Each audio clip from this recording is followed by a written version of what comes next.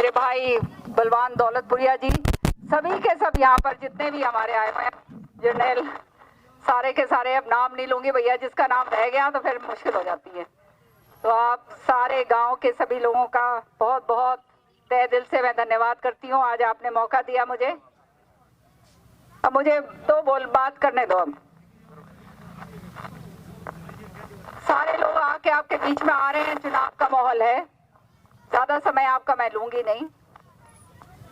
दो चार बात मैं आपसे करना चाहती हूँ जिसको आप अपने घर में भी जाके जरा सोचिएगा।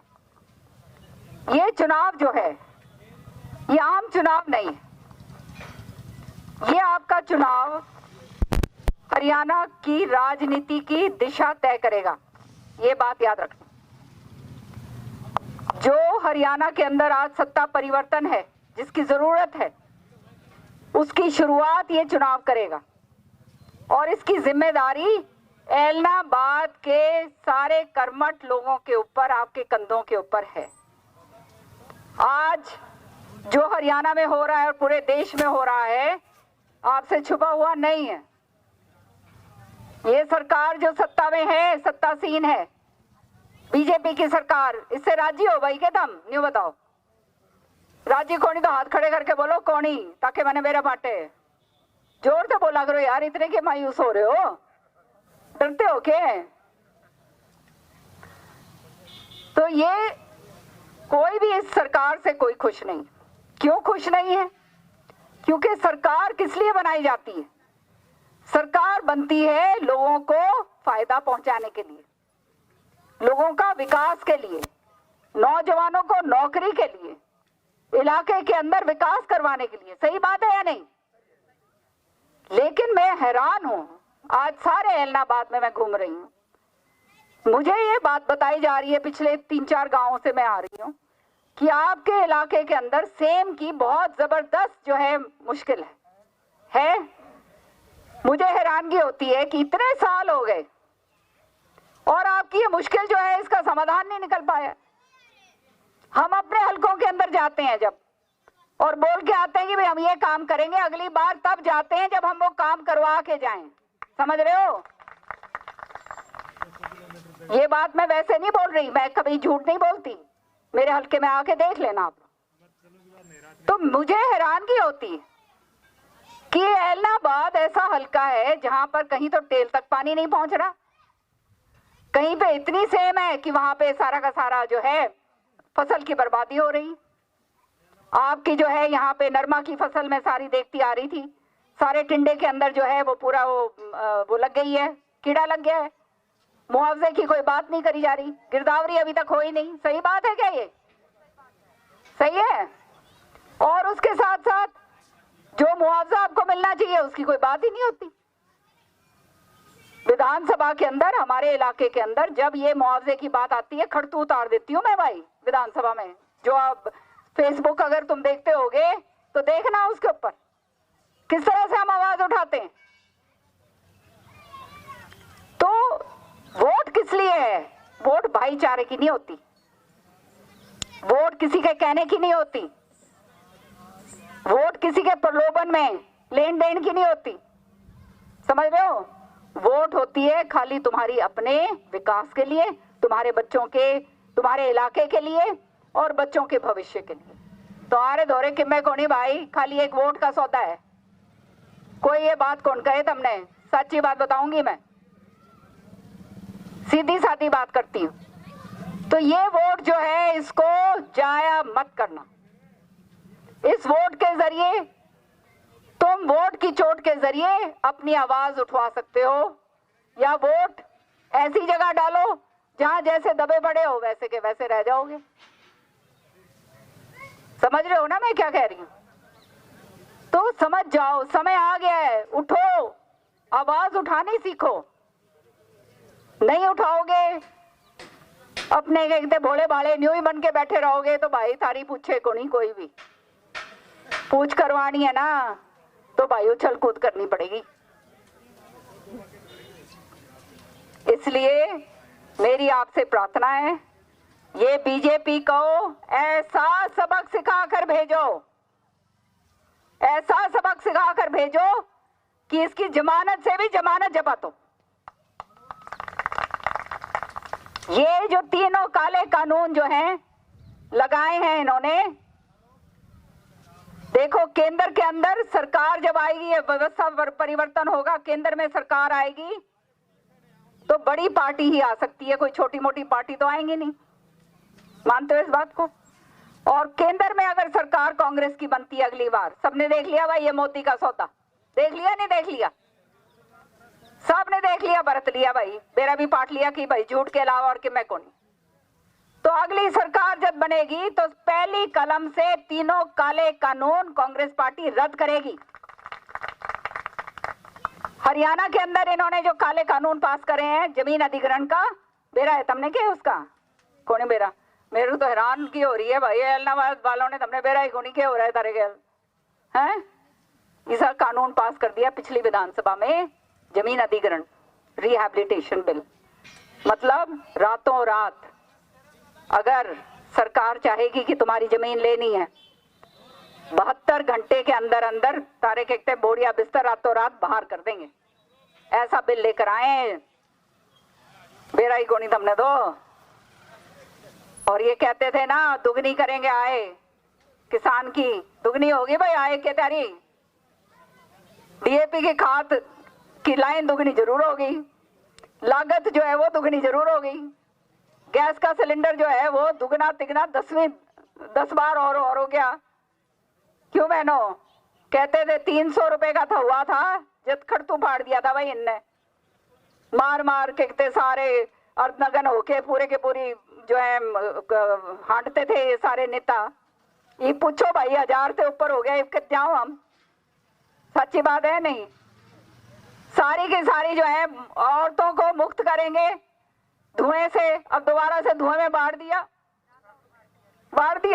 क्योंकि पहले तो इनकी आदत घेर दी भाई, अच्छी भली पहले करा करती थी काम, ये बात आदत 1 मिनट आदत घेर दी, ये जो है अब लेन जो की को नहीं रही, तो ये बेचारी अब काम भी करने जो की को क्यों नहीं रही, क्योंकि आदत पड़ गई।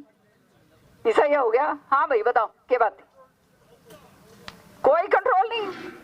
अब आपने ये पेट्रोल डीजल की बात कही, मैं इसमें आपको मैं बताती हूँ जल्दी। देखो हरियाणा की जब सरकार कांग्रेस की थी उस समय मैं ये मंत्री थी एक्साइज टैक्सेशन की, तो ये टैक्स लगाना जो है वो मेरे मंत्रालय के अंदर आता था, और राजस्व इकट्ठा करना विकास कार्यों के लिए ये मेरा काम था। चौधरी बंसीलाल जी की एक बात मेरे हमेशा जहन में रहती थी। चौधरी बंसीलाल जी ने मेरे को ये बात कही थी,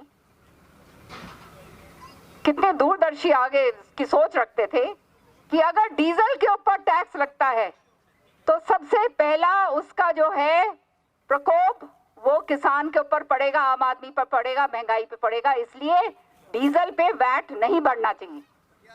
तो जब मैं मंत्री थी तब मेरे ऊपर भी दबाव होता था कि भाई इसको बढ़ाओ, लेकिन भाई कांग्रेस सरकार में कभी भाई वैट बढ़ाया हमने? नहीं बढ़ाया। तुमने तो बेरा नहीं होगा क्योंकि तुम तो दूसरे कोने में बैठे हो, हम उस कोने में बैठे हैं। ये भाई धन्यवाद मेरा भी कर दो थोड़ा, समझ रहे हो ना? ये नहीं बढ़ने दिया हमने, क्योंकि हमें मालूम था कि ये बढ़ने से सबसे पहले अगर चोट लगेगी वो किसान को लगेगी, आम आदमी को लगेगी, गरीब को लगेगी, व्यापारी को लगेगी, हर एक का घर की व्यवस्था खत्म हो जाएगी। इसलिए, और हालांकि अंतरराष्ट्रीय स्तर में जहां से कच्चा तेल लिया जाता है, कच्चा तेल हमारे समय में बहुत महंगा था, तो हम नुकसान उठाते थे। कच्चा तेल महंगा ले रहे हैं और आपको सस्ता दे रहे हैं, समझ रहे हो? ये ऐसी सरकार पहली सरकार आई है, मुनाफाखोर सरकार, मैं तो कहूंगी मुनाफाखोर, कि जो कच्चा तेल सस्ते दामों में ले रही है बिल्कुल, और थारी जेब काटने पे लगी हुई है।